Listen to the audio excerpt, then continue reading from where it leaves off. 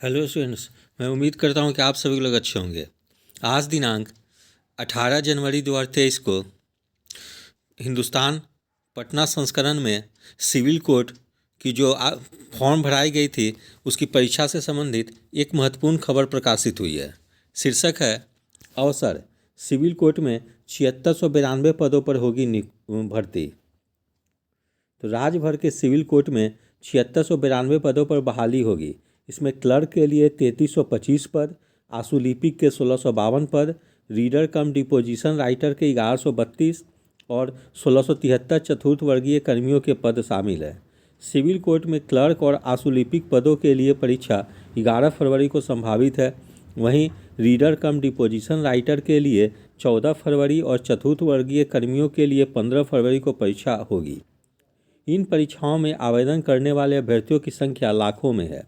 यह परीक्षा केंद्रीकृत चयन एवं नियुक्ति समिति स जिला एवं सत्र न्यायाधीश पटना की ओर से ली जाएगी। इसकी तैयारी चल रही है।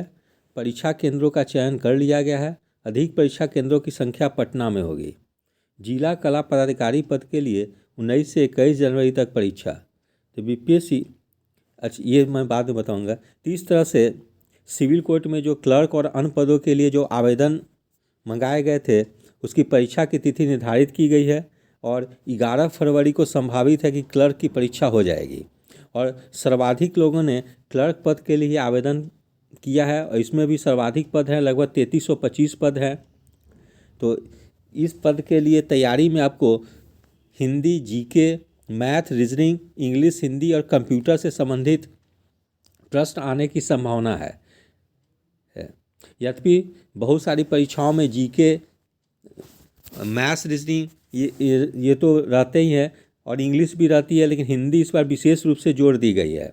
इसीलिए जो भी अभ्यर्थी इन परीक्षा की तैयारी कर रहे हैं वो लोग हिंदी की तैयारी पे विशेष जोर देंगे, क्योंकि यदि हिंदी में वो बेहतर प्रदर्शन करेंगे तभी उन लोगों की सिलेक्शन हो पाएगी।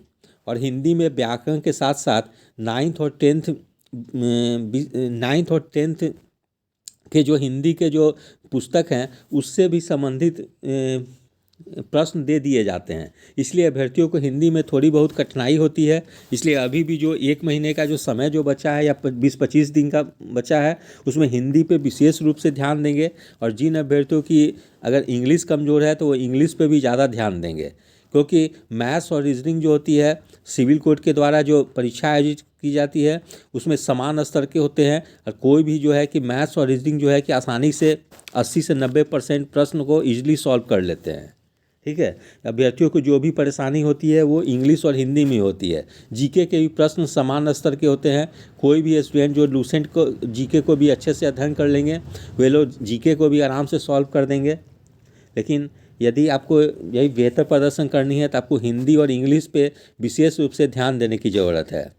तो अभी क्या करेंगे, जो अंत का जो 20 दिन जो बची है उसमें नियमित रूप से अभ्यर्थी एक प्रैक्टिस सेट करेंगे, साथ में अलग से हिंदी और इंग्लिश के तैयारी पे विशेष रूप से ध्यान देंगे। तो यदि आप सभी लोग को मेरा चैनल अच्छा लगा हो इसे लाइक से और सब्सक्राइब करें।